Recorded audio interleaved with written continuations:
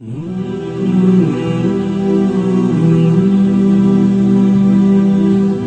میرے نبی کے اخلاق ہیں۔ کانٹے بچھانے والی نے 4 دن آنا چھوڑ دیا، بیمار ہو گئی تھی، تو ہم نے کہا کیا بات ہے، وہ ہمارے راستے میں اب کانٹے کوئی نہیں ہیں؟ کہا جی وہ بیمار پڑی ہے جو کانٹے بچھاتے تھے، تو آپ اس کے گھر چلے گئے۔ ماں جی خیریت تو ہے، آپ ٹھیک تو ہیں؟ کہا بیٹا مجھے کلمہ پڑھا دے، بس تیرے اخلاق نے مجھے فتح کر لیا ہے۔ میرے بھائیوں، یہ چیپٹر بھول چکے ہیں۔ جب تک یہ چیپٹر زندہ نہیں ہوگا، زندگی اسلامی نہیں بنے گی، معاشرہ اسلامی نہیں بنے گا، اور آگے قوموں کے لیے اسلام کا دروازہ نہیں کھلے گا۔ ہمیں معاف کرنا آتا ہو، ہمیں گالی دینے والے کو دعا دینا آتا ہو، غیبت کرنے والے کی تعریف آتی ہو، اور غیبت کرنے سے، غیبت سننے سے اپنے آپ کو ایسے بچاؤ جیسے زہر سے بچاتے ہو، جیسے آگ سے بچاتے ہو۔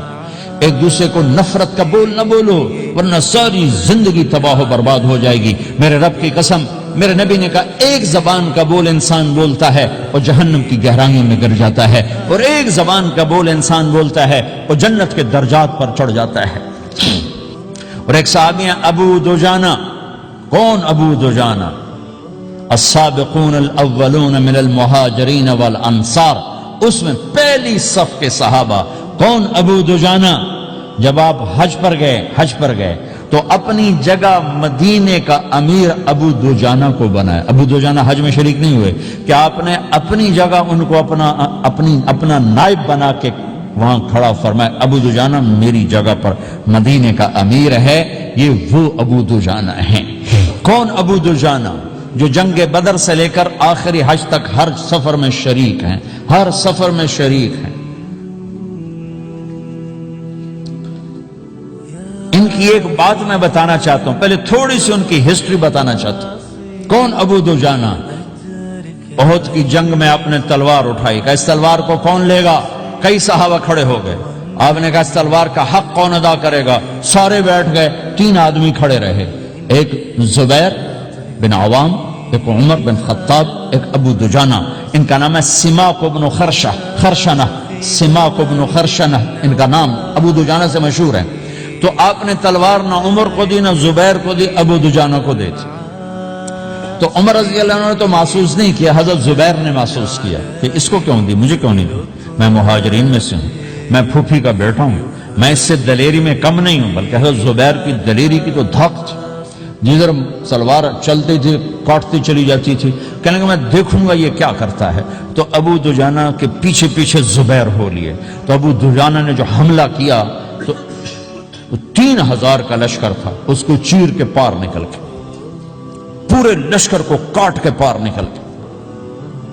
اور آگے عورتیں کھڑی تھیں جو مکے کے لشکر کو تیار کر رہی تھیں۔ نحن بنات طارقی نمشی علی النمارقی مشی القتل بوارقی المسک فی المخالقی المسک فی المفارقی والدر فی المخالقی ان تقبلوا نعانقی وتدبروا نفارقی فراق غیر وامقی۔ یہ گانا گا رہی تھی اور ان کو تیار کر رہی تھیں۔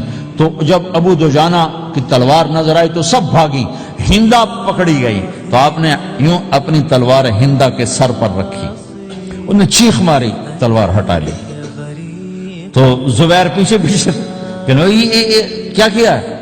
جنگ میں اگر کوئی عورت حصہ لے اسے مارنا جائز ہے، ویسے جائز نہیں ہے، عورت کو، بچے کو، بوڑھے کو ہاتھ لگانا جائز نہیں ہے۔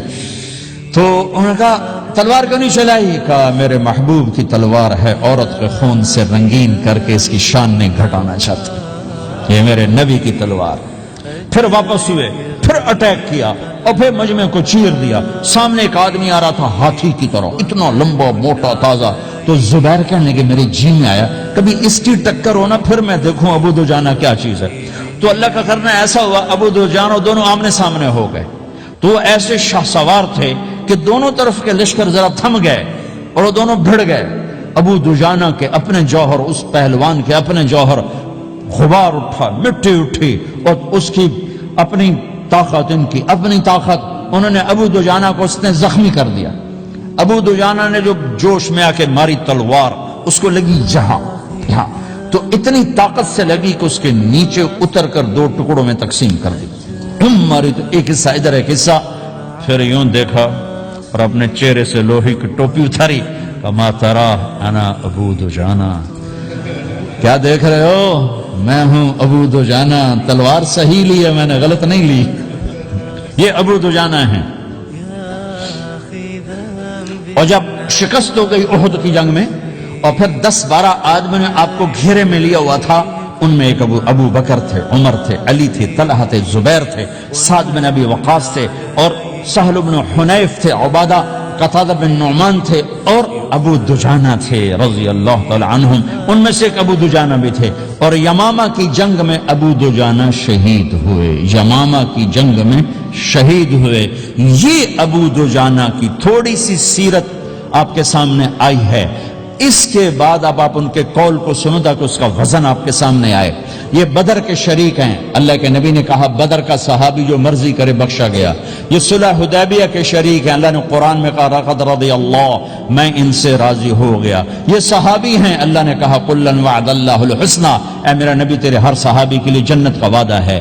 اور اب یہ کیا کہتے ہیں، یہ کیا کہتے ہیں لوگو، ان ارجع عملی عند،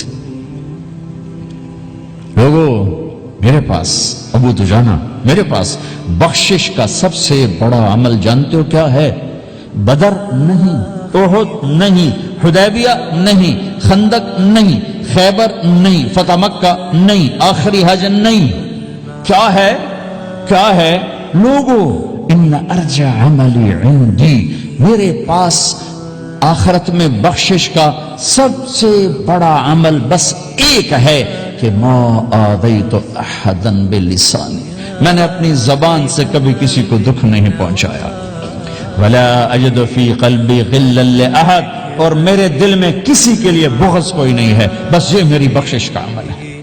تو بھائیو، نبی کے اخلاق میں 2 چیزیں لے لو، ایک زبان سے کسی کو دکھ نہ دو، ایک دل میں کسی کا بغض نہ رکھو، اللہ کی قسم بغیر حساب کتاب کے جنت میں جاؤ۔